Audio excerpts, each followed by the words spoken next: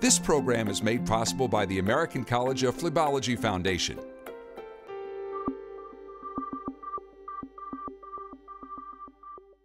We have so much more understanding of why veins get into trouble. We have technologies and different techniques that let us treat patients better than ever before. And with the tremendous amount of research that's going on, in years to come, phlebologists will have even more to offer the millions of patients who suffer in so many ways from their vein conditions.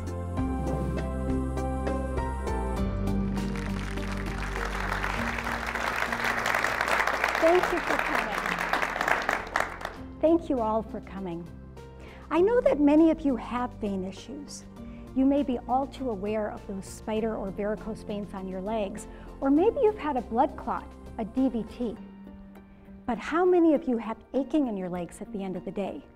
Or swelling?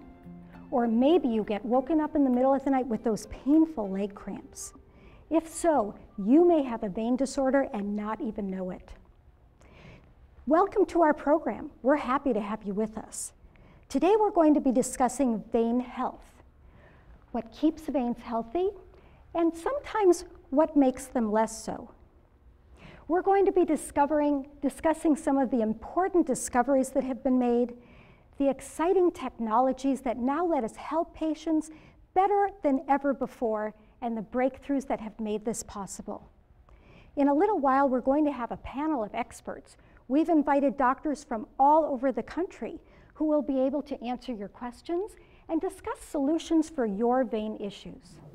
I'm Dr. Helane Fronek, and I have spent the last 26 years of my career treating patients with vein conditions. Especially today, given the amazing advances that have been made in this field, I love being a vein specialist because I can help almost every patient who comes into my office. But before we get into talking about what we actually do for vein conditions, I'd like to spend a little bit of time talking about what veins do in our body, what keeps them healthy, and then what makes them less so. Veins actually do a lot of things in our body, but one of the most important things they do is participate in our circulation.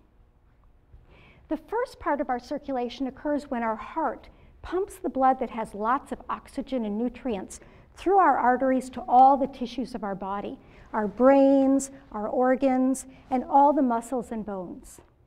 Then those tissues use the oxygen and nutrients, and they produce certain waste products like carbon dioxide, which they deposit into our veins.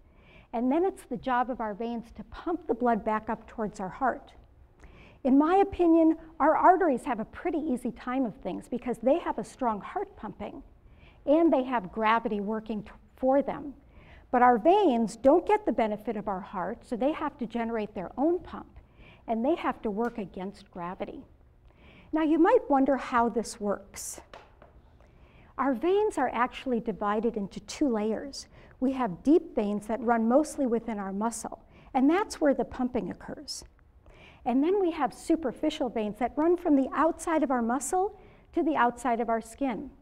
And superficial veins are the ones that can turn into varicose and spider veins. Because our deep veins run within our muscle, every time our muscles contract, they squeeze on our deep veins, just like we would squeeze on a tube of toothpaste. And because all of our veins have one-way valves in them that only open in one direction, the only way that that blood can move is up. So every time our deep veins contract, they squeeze the blood and move it up towards the heart. We can see how that works on this animation. So it's the repeated contraction of our leg muscles that keeps our vein circulation going. I'm activating my vein pump right now by walking. And if for some reason I can't move, I can do the same thing by flexing my ankle or by bouncing up and down on my toes. But what happens if one of our veins or several of our veins stop working? Then the blood can start moving down towards our feet, and that is not a very good situation. In our deep veins, that might happen when a person has a blood clot. We call that a deep vein thrombosis or a DVT. In the superficial veins, it happens mostly when our vein walls start to weaken. and they start to stretch out, pulling the valves apart. Then the blood can flow downward, and when it flows into the veins that are further downstream, it widens them, and that's where varicose and spider veins come from. We can see how that happens on this animation. It turns out that whenever anything in our body gets stretched, it hurts. And I'm sure all of you who have varicose veins know that if your legs hurt, if you simply put your feet up in the air and allow gravity to drain the blood down, allowing the veins to go back to a more normal size, they immediately start to feel better. Varicose veins and spider veins, venous disorders, are very common, affecting 1 in 3 women and 1 in 5 men in our country. And that translates to about 25 to 50 million people, which is a lot of people. Sometimes people come in and they have those spider veins, those red or blue spidery veins at the surface of their skin, as we can see on this photo. And other times, people with venous disorders have the bigger, bulgier veins. We call them varicose veins, as we can see on this photo. If venous disorders are left untreated for many years, we see patients who have brown spots around their ankles. And over time, the entire ankle area can turn brown, and eventually, some people can develop an open sore or an ulcer on their leg, which we can see on these 2 photos. It used to be that there wasn't one medical specialty that was devoted to the treatment of these patients. And that's understandable, because sometimes it would be a general surgeon who would do a procedure called a vein stripping, and other times a dermatologist might be called in to see a patient with a leg ulcer. So it made it very confusing for patients with vein disorders to know who to see. That is certainly different now. If you or anyone you know has a vein disorder, you should see a vein specialist. Vein specialists are called phlebologists. Since there is, at this point in time, no training, no residency training in phlebology, we come from a whole variety of different medical backgrounds. So if you are looking for a vein specialist, the most important thing is to find someone who has a genuine interest in and a lot of experience treating vein conditions. So as we've seen, vein disorders can take on many forms, and that means that patients come to us with a variety of different concerns. Sometimes they come in because they don't like how their legs look, and clearly, spider veins and varicose veins can be really unsightly, and people feel more confident when their legs are clearer of them. A yoga instructor I know, who spends a lot of time making sure that she has a strong mind and body, told me that it was treating her spider veins that really made her feel as though she had turned the clock back. She felt so much younger when they were gone. While most of our patients do get a cosmetic benefit from what we do, most of the time the treatment has a far greater impact. I often remember one patient who came to me, a beautiful woman who had a lot of spider veins on her legs. She painfully recalled an incident that really changed her life. She was at the beach with her kids when a complete stranger walked up to her and said, "Honey, you ought to do something about those veins." And while I like to think that this woman had my patient's best interests in mind, you can imagine that that is not how my patient felt. She was so embarrassed that she stopped doing anything that would require her to show her legs. I know that some people might think that this is vain, no pun intended, and other people might think it's trivial, that she should just get over it. I think that we have a lot of examples of this kind of thinking that are really accepted by both doctors and patients alike. So for example, if a woman has hip arthritis and finds it too painful to play golf, nobody would question if she decided to have a big operation, a hip replacement, so that she could go back to playing golf. Or what about the man with tennis elbow who can't play tennis anymore? He might have a cortisone injection into his elbow or even an operation on his elbow so that he can get back to playing the game that he loves. So I would say that when we treat patients, so that they can have the full and active life that they want. We're not doing a cosmetic procedure. We are affecting their quality of life. And in fact, my patient whose veins were noticed on the beach, when we had treated her veins and she was back taking her kids to the park and swimming in the ocean and doing all the things that she loved to do, she looked at me one day and said, "Dr. Fronek, you must feel really good about what you do because you change people's lives." That's another thing that I love about being a vein specialist, the ability to make a difference in the lives of my patients who I know are affected every day of their life by their vein condition. Now, I know that a lot of you are sitting there thinking, but my legs hurt. And in fact, varicose and spider veins do cause a lot of symptoms.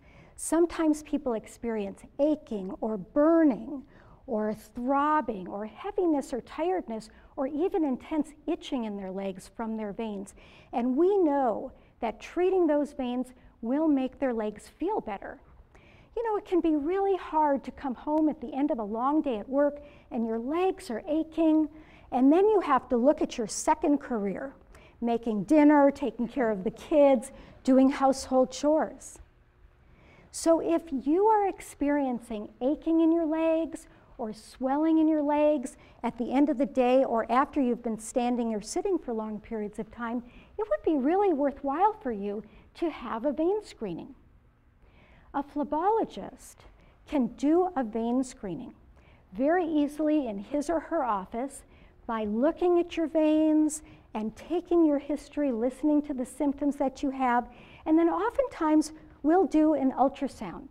An ultrasound is easy to go through and it's completely painless. Sometimes vein screening ultrasounds can show disorders of the veins even when there are no spider or varicose veins visible. So we've seen that sometimes patients come to us because they don't like how their legs look. And sometimes they come to us because they want a better life. And other times they come to us because they want their legs to feel better. But there's another group of patients who we treat because they're going to get into trouble if we don't. Especially in elderly patients who have bulgy veins down at the bottom of their leg or their foot. Those veins can sometimes bleed without any injury at all to the leg. And unfortunately, that bleeding can be pretty alarming. It happens mostly when people are coming out of or are in the bath or the shower, and the blood can actually shoot across the room. So you can imagine that this is pretty scary for people. A phlebologist can do a minor procedure and prevent that from ever happening. But for all of those who do have bleeding in their veins, don't panic. Remember one word, and that word is gravity. So lie down, put your foot up in the air, and let gravity drain the blood out of it. Push really hard over the spot that's bleeding until it stops, and then call a phlebologist. Another type of trouble that our patients can get into are the development of those ulcers that we saw a few minutes ago. Now remember that this is not an overnight thing. It happens over many years. First we see the brown discoloration of the skin, then the skin changes its texture and gets sort of leathery, and then a person can develop an ulcer. Again, a phlebologist can tell well in advance that you're headed down the road towards an ulcer. We can treat your veins and prevent that from happening. Now, I know that I've mentioned treatment many times, and I'm sure you're really interested to find out these exciting things that we now have to do.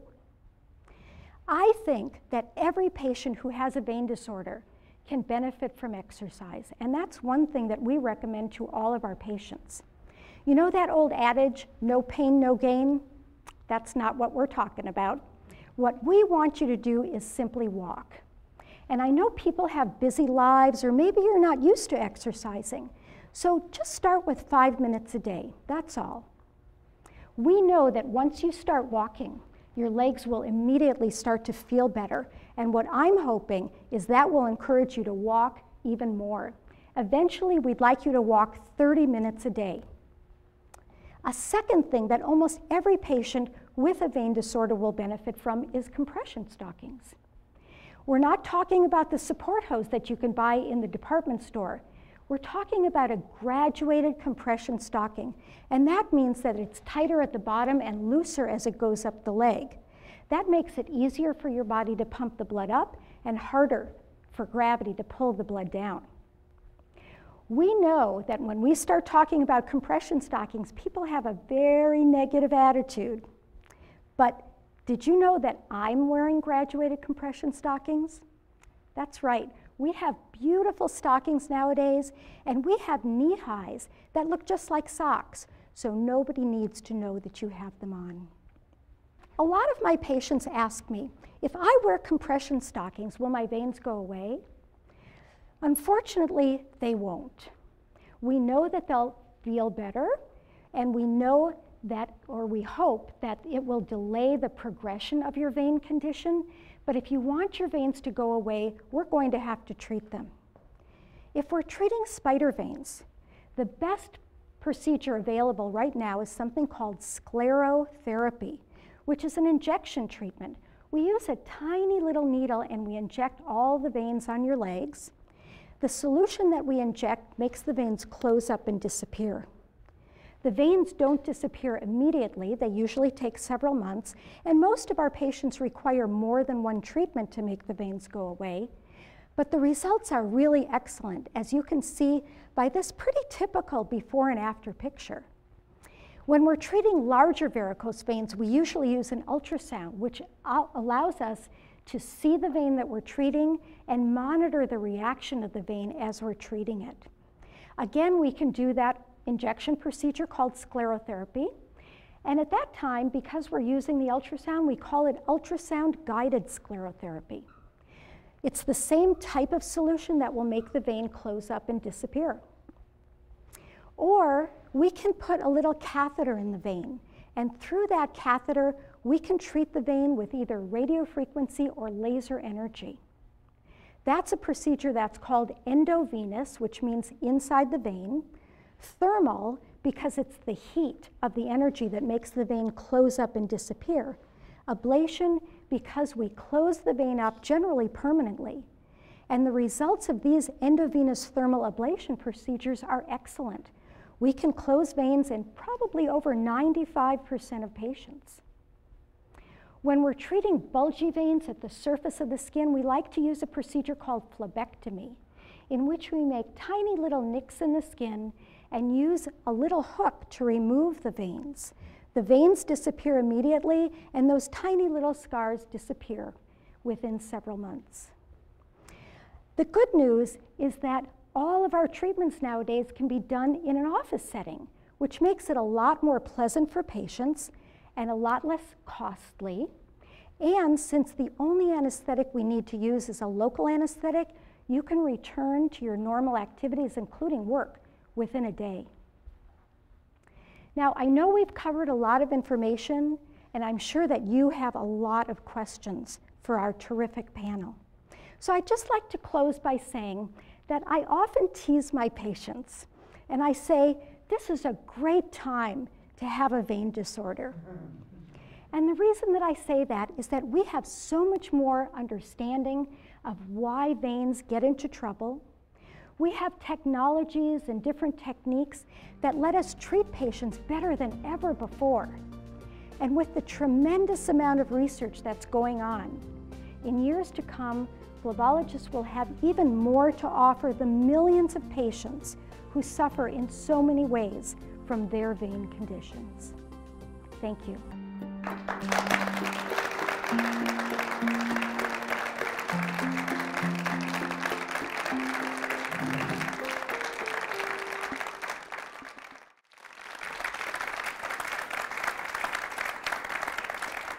Welcome back.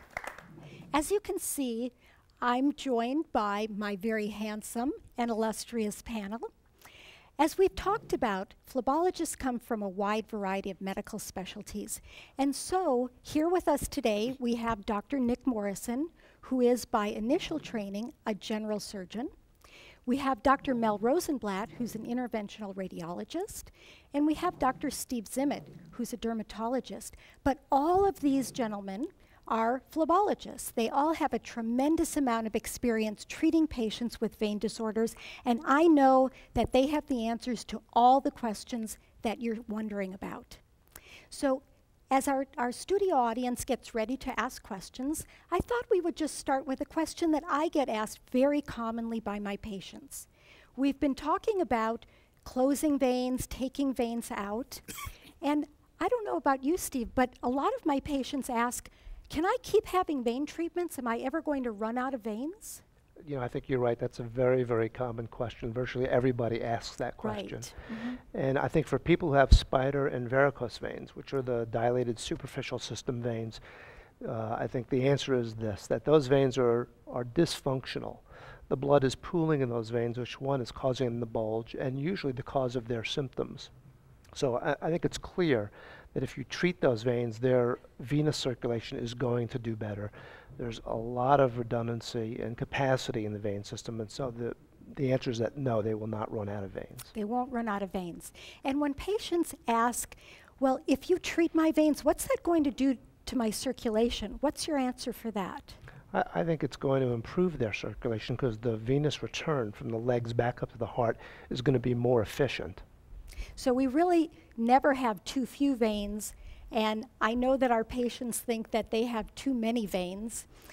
So that's really a good explanation that I think would put everyone's mind at ease who's about to have a vein treatment. Now, do we have any questions from our studio audience? The woman in the back with the gray. I want to thank you all for giving this great information. It's answering a lot of my questions. Great.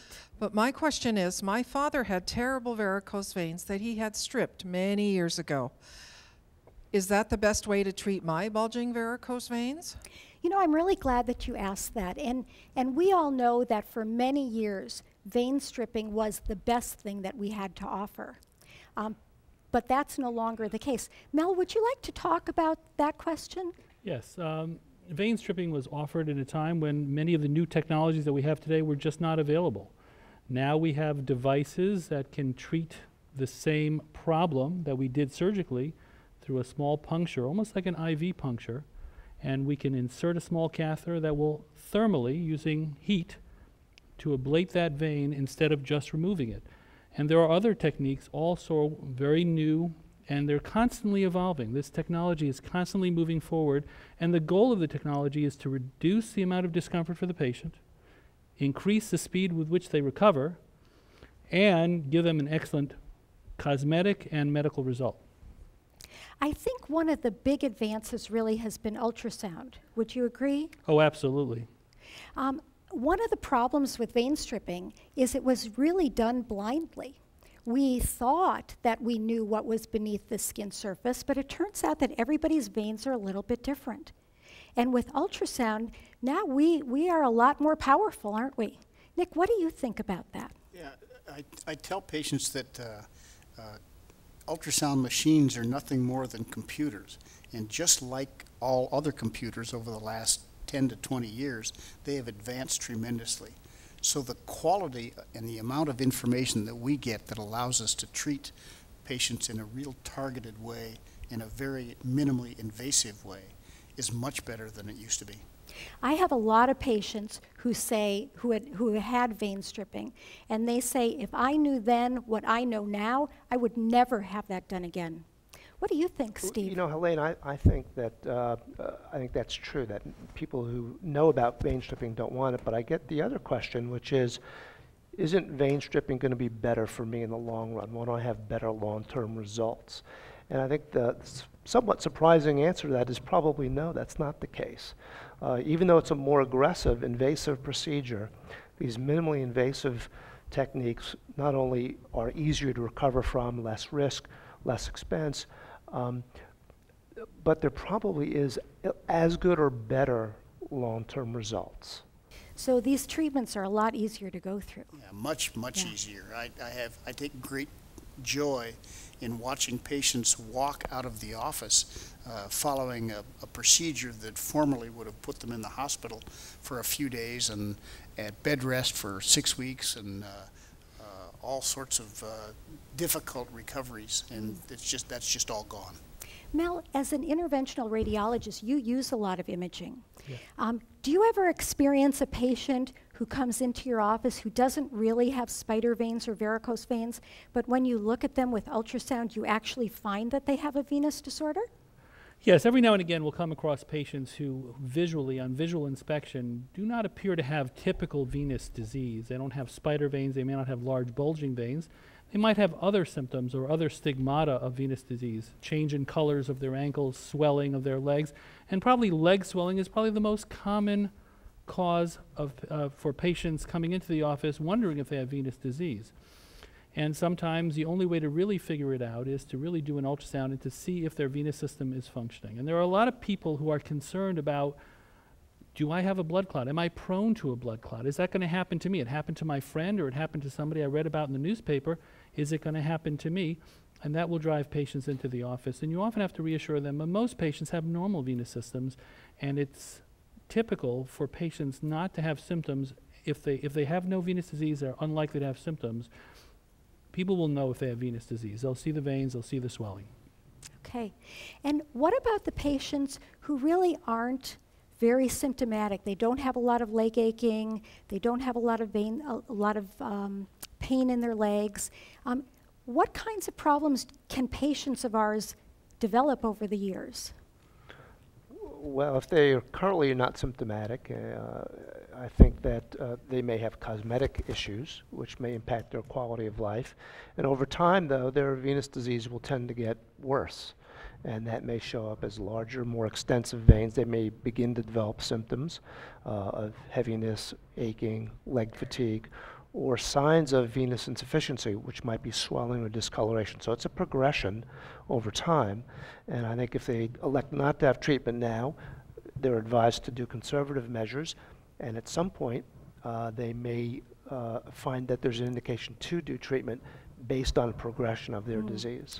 Right, and the progression that we're talking about is discoloration of the ankle and change in the texture of the skin. That's right. That's actually my least favorite kind of patient to treat, or to see the person who comes in thinking that they're really fine, that they really don't have a problem.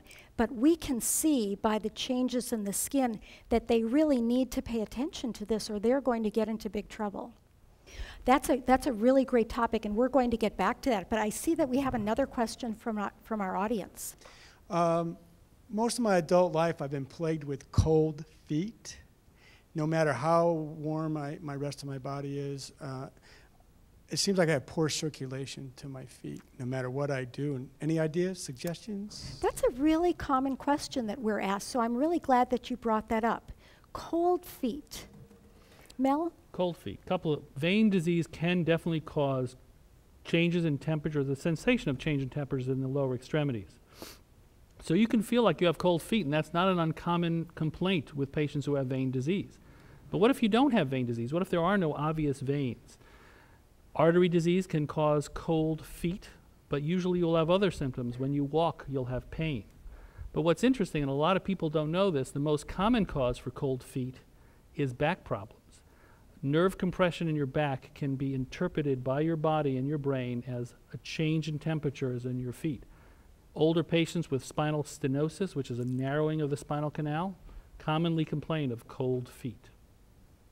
The other thing that can cause cold feet and cold hands, there are many disorders such as thyroid disorders, but I think one of the more common things is that it's just our body's normal way of maintaining our temperature.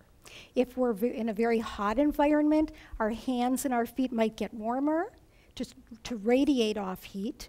And if we're in a colder environment, those vessels get very small to maintain the heat in our body, and that also gives us cold hands and cold feet. The woman with the gray sweater. Hi.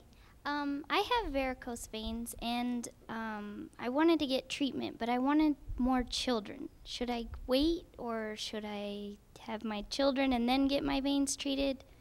Does it make it worse having children? Because I noticed my first varicose vein after my first child, so. Pregnancy is a really common time when people develop their varicose veins because of the hormones. And it used to be that it was recommended that our patients not have veins treated until they were finished having all their children. Nick, what do you recommend nowadays? Generally, I tell patients it depends on how much trouble they had with a pregnancy. So if they went through a pregnancy where they were absolutely miserable, they could hardly get up, had to be sitting down most of the time or having to lay down, really significant symptoms, I will tell them if you are planning on having more children and other pregnancies, it's likely that those symptoms will be even worse for the next pregnancy, and therefore they should consider having treatment in between the pregnancies. That's what I recommend as well. How about you, Mel? I recommend the same. I see a lot of patients who've had a lot of children, and they really suffer during their pregnancy when they, when they maintain their veins untreated.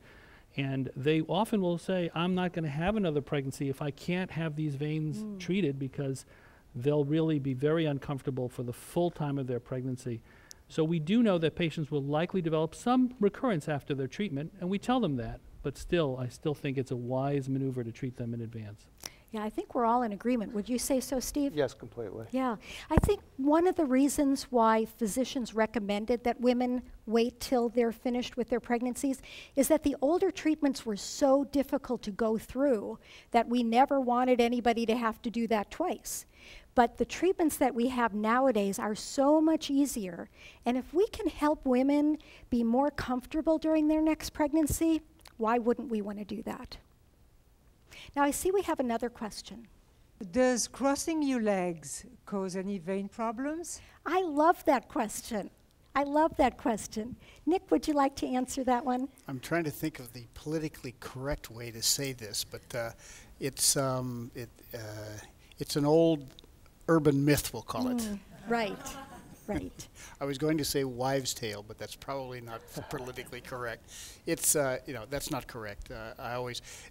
When I see patients who are crossing their legs and then they see me look and then they go like this, I say, relax.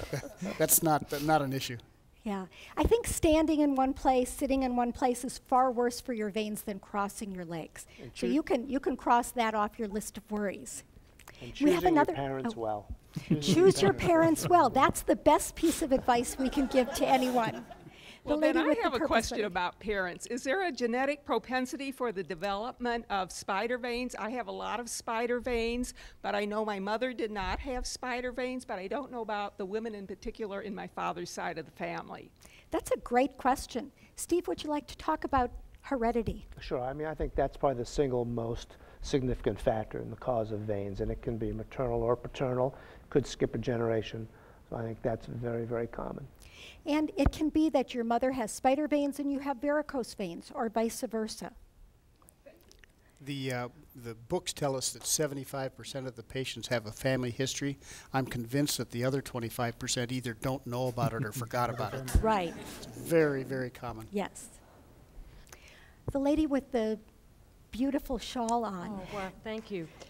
I have an uncle who's had a wound on the inside of his leg, just above the ankle, and he's had it for, I would say, almost a year. And is that something that he can go to a phlebologist to help with healing that wound? I'm really glad you brought that up, because for so many years people thought that those leg ulcers were the result of a blood clot, and there was nothing we could really do about that. But Steve, would you like to talk about the way that we evaluate and treat those leg ulcers? Sure.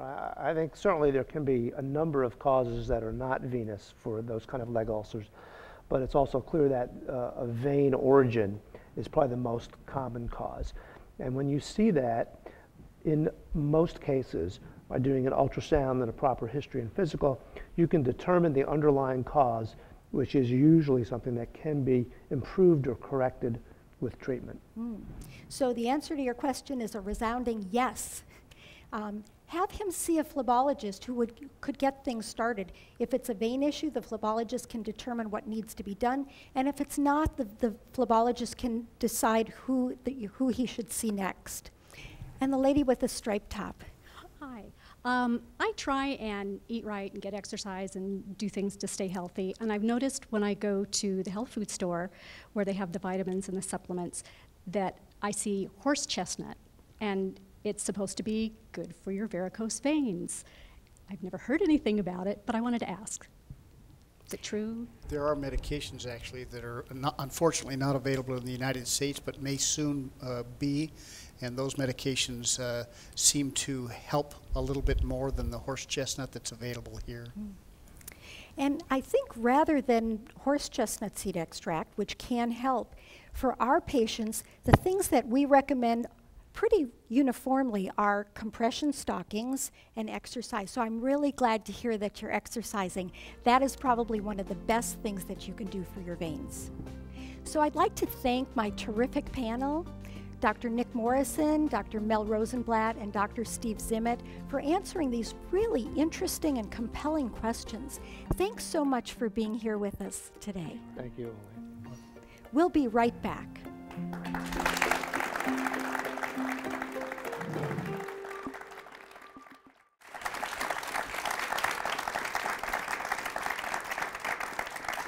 Welcome back. As you can see, I'm joined by a new panel. As we've been discussing, phlebologists come from a variety of backgrounds, so we thought it would be interesting to have the perspective of phlebologists who come from a different type of medical specialty. It's really a pleasure to introduce Dr. Lowell Kapnick, who's a vascular surgeon and associate professor of surgery at NYU, Dr. Mel Rosenblatt, who's an interventional radiologist, and Dr. Stephanie Dentoni, who's a vascular medicine specialist. Thank you all so much for being with us. Thank you. Thank you for having me. So, what questions do you have from the studio audience? Thank you for taking my question. You keep using the term phlebologists. I'm just wondering if you can tell me what the difference between a phlebologist and a phlebotomist is. Boy, do we ever get asked that all the time. Lowell, what do you say when people ask you that question? I get very indignant. No. A phlebologist is a physician who actually engages in venous disease, venous medicine, and a phlebotomist is somebody that draws blood, does not have to be a physician. That's absolutely right. It's phleb or phleb means vein, and so anything having to do with veins starts with that beginning, and it's a common confusion. Thank you. The gentleman with the orange shirt. Thank you for taking my question. I've been told I have incompetent valves in my veins, in my legs. Is this dangerous? Is there a treatment? Should I do anything? Great question. Incompetent valves. Doesn't that sound like your valves are really bad at doing what they do? They don't know what they're supposed to do. Mel, what do you say about that? Well, if you have veins on the surface with an associated incompetent valves in some of the superficial veins, then certainly you should do the minimum is use some compression stockings to make you feel better if you have symptoms, or make the veins get compressed so that you don't run the risk of having other problems. If those incompetent valves are in the deeper muscular veins, there isn't many interventional procedures or procedures that can fix that, but the use of compression stockings in that situation is very important to prevent severe complications in the future. Stephanie, I know that you and I both see patients who have incompetent veins, and even though they don't know that they have a problem, over the course of many years, they can really develop some significant problems. They definitely can. Most of the time, some patients will just have some swelling and don't know why they have swelling, and that could be the first sign of an incompetent valve in your veins, and so a very thorough ultrasound will really tell you if that's the problem or not. Then you can go down the appropriate treatment path. Right. And Lowell, do you have something to add to that? I would like to say that it's a tough term. Incompetent valves means that the blood is flowing in the wrong direction. So the valves are not closing. So when you hear incompetent or reflux from the physician, it means that the valves are not working properly. And I think that it's really important to put it all in the context of you as an individual person.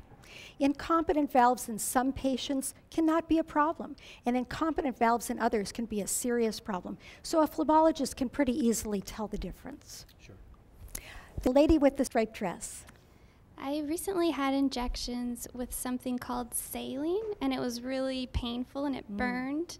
I just was wondering if that's what you're talking about when you say sclerotherapy, if you're injecting saline or if you're injecting something else that maybe isn't quite as painful.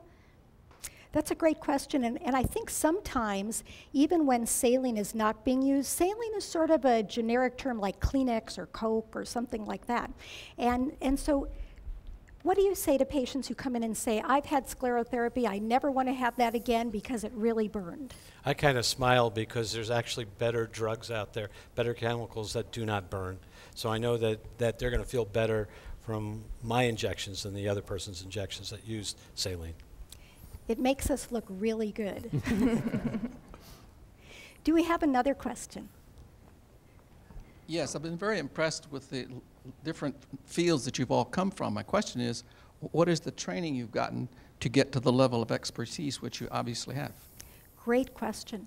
Mel, would you like to talk about that? Well, each of the specialties from which we come from see patients with vascular diseases, and when we decide to focus in on venous disease, we've learned, and some of us have developed the new techniques that are available for patients today. In addition to that, the community has developed rigorous standards and educational programs to which physicians can go to and attend and then become more adept at treating patients with venous disease. And there is established exams for this particular specialty as well. Stephanie, you actually did a special fellowship in vascular medicine. I did. Vascular medicine comes from internal medicine background, and we basically deal with all the arteries and veins outside the heart. So we are not surgeons. We're kind of like the interventional cardiologists are to the cardiothoracic surgeons. So we did learn a little bit more about veins, ultrasound during our training, but really these advanced techniques we learn outside of fellowship. And Lowell, you're a vascular surgeon. Did you learn about veins in your vascular surgery fellowship?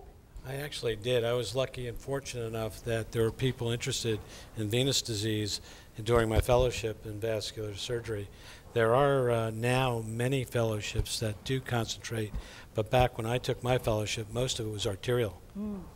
As Mel commented a minute ago, though, there are lots of opportunities. If we as a physician are interested in vein disorders, we have so many meetings we can attend, we can visit other physicians' offices. There are programs where we can actually get the training that we need to be competent and hopefully excellent in the field of phlebology. The lady with the pretty gray scarf. Hello. I want to know if I'm either asymptomatic and I don't know that I have underlying disease, or I have no symptoms or any visual varicosities. Will I be able to prevent something with compression hose, or should I wear them, or do I need them? You probably shouldn't ask me, because I think everybody should wear a compression hose. Lowell, what do you have to say about that? I actually agree with you. I threw out all my executive socks, and all I wear are compression hose.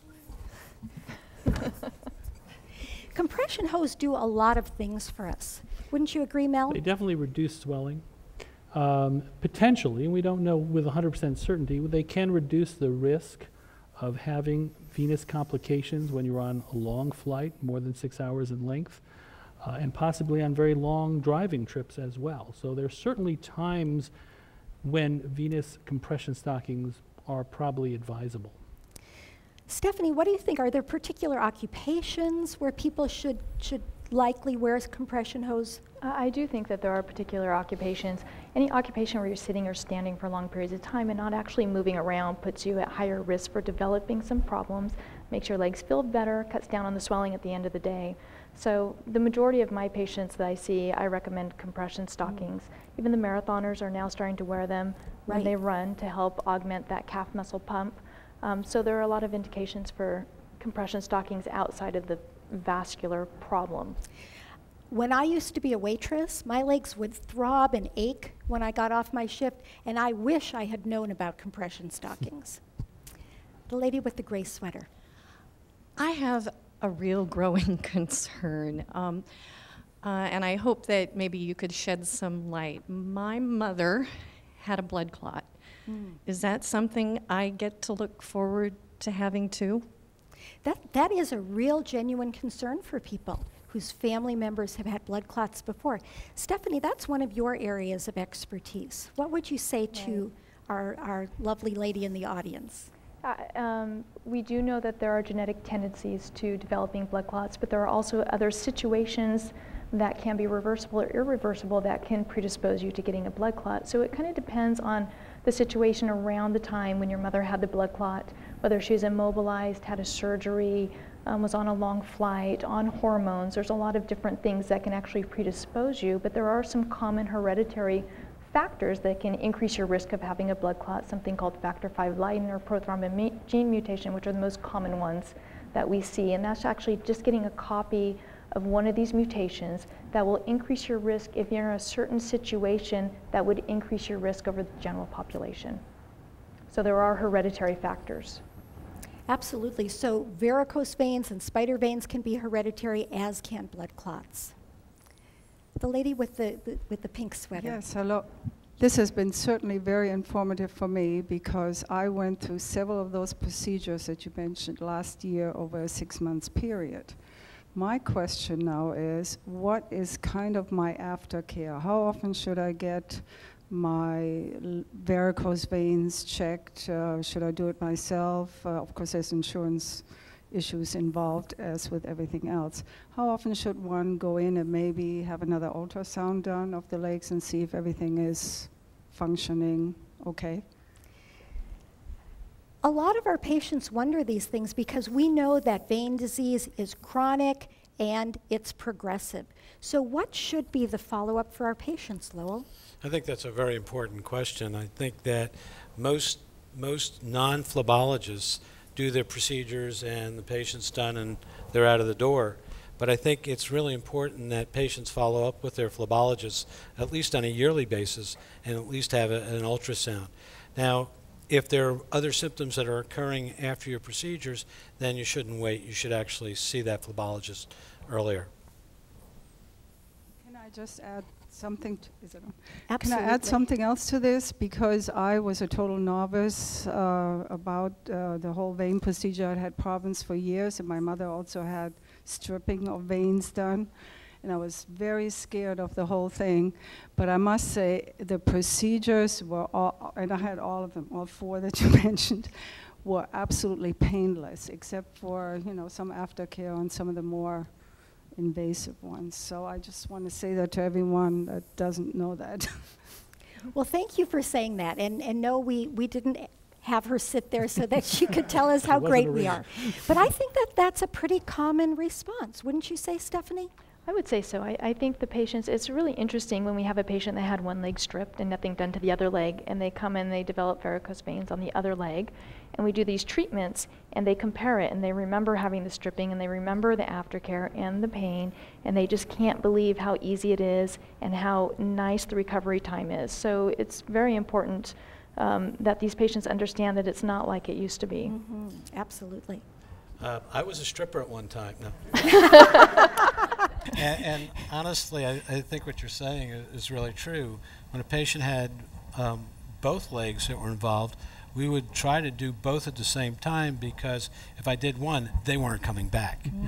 When I started 12 years ago doing minimally invasive procedures, I did the one leg, and going back to where, you know, the holding area where they were, they said, when can we do our next one? They were like energized. So the procedures have become really patient-friendly as well as doctor-friendly. Right. Doctor-friendly for sure. That's one of the things that makes it wonderful for us to be phlebologists nowadays. The lady with the striped jacket. Hi, I was reading an article the other day and ran across the phrase conservative management of legs. What does that mean? What does that mean? Conservative management of veins. Mel, would you like to talk about that? Well, usually when we use the word conservative, I think we're talking about the use of stockings. Although I'm always leery about ads because everyone likes to downplay everything that's done to a person, and they could be referring to a procedure that they call conservative. Now, it is true that many of the procedures that we have for taking care of veins today are really minimally invasive, but conservative therapy in general is the use of a compression stocking. I would add that recommendation of exercise is Yes. another conservative way of managing veins. If your legs are aching, most of the time if you include some kind of regular exercise, just walking on a regular basis, your legs will really start to feel much better. You're welcome. The lady in the pretty red jacket. Hi, thank you for taking my question. I have really large varicose veins that I'd like to have them removed, but don't I need those veins? Don't you need those veins? Lowell, what do you think? How's that for a simple answer to your question? They're broken. Now, that's a good question. The question really then has to do with symptoms. It also has to do with what we find on ultrasound. Once we look at those, then we can detail a management plan to fit your problem. But I think that your question is asked often. And even there are patients who come in who say, my doctor said never to do anything about my veins because I might need them if I need heart surgery. And the truth of the matter is that, first of all, you don't need those veins. They're not working well for you, as Lowell mentioned. The other thing is that those veins are usually so diseased and way too big to put into a heart, so no, you don't have to worry. You can go ahead and have those treated, and I bet that your veins will be much happier afterwards. Thank you very much. Mm-hmm. How would I find a phlebologist, a board-certified, trained phlebologist out of all the general practitioners that are in the valley or the city or the state? How would I know that you are a board-certified physician in this vein specialty area? How do patients find us? Well, the internet, word of mouth from other physicians. It's very important to, and most of the patients do a lot of their homework well in advance of coming into the office. And the lines of communication now are much bigger than ever before with the internet having so much information out there. But in general, you want to look for a physician who has got a lot of experience, and you would always look for a physician who you've possibly had a recommendation from somebody else that has been treated well by. And that's the most common way of finding a physician. You can always check their credentials online. That's But what is that credential for a phlebologist? You said vascular surgeon, radiologist, or whatever interventionalist. How, is there a board? Is there a website? Where do I go? Do I look in the phone book? In the newspaper? Where do I go? Well, I think that Mel is right. Word of mouth is a great way to do things. Asking your physician if he or she has had other patients who have been treated well by a phlebologist in your area would be a good source. There is an exam and a American Board of Phlebology, but that's not really a certification. It means, though, that that person has taken the field of phlebology seriously enough to have a certain amount of experience, have treated a certain number of patients, and passed a pretty rigorous exam. It's not a certification, but it does say that those physicians are pretty serious about our field. Thank you very much. It's You're very welcome. helpful. Thank you. And can we hear your question? Thank you for taking my questions and for this informative discussion. You've been talking a lot about these compression stockings. Mm-hmm. Where can I buy some, and do I need a prescription for them, and are they covered by insurance? I'm glad that you asked that, because we would like all of you to go out and buy a compression stocking and start wearing it. So where can patients get compression stockings, Lowell? For those phlebologists, a lot of phlebologists actually carry them in the office, really not as something to sell, but as an ease of way of getting you into them. And the people that work with me are specialists in measuring them. The other place that you can get them is certainly in a large pharmacy or a surgical supply. Now, in terms of insurance, again, that varies amongst insurance, and you really best ask your individual carrier.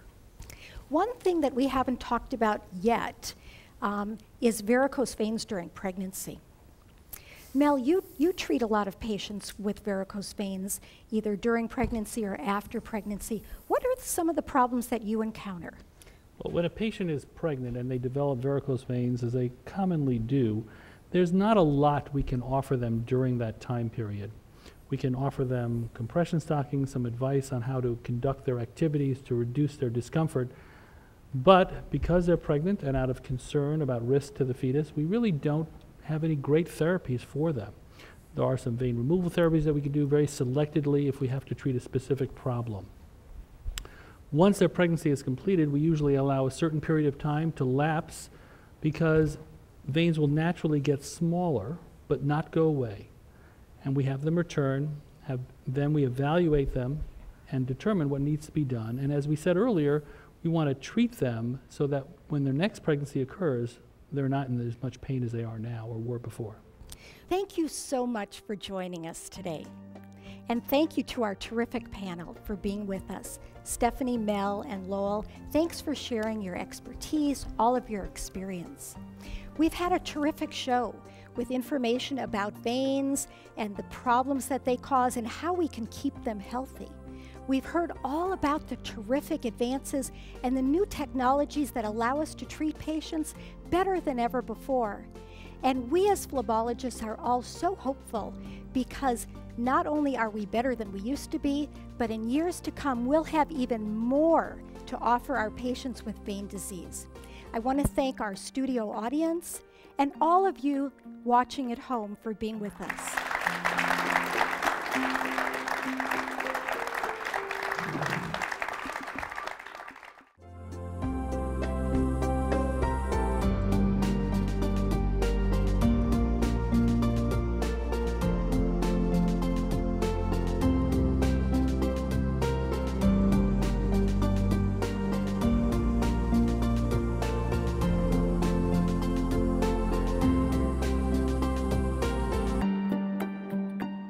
This program is made possible by the American College of Phlebology Foundation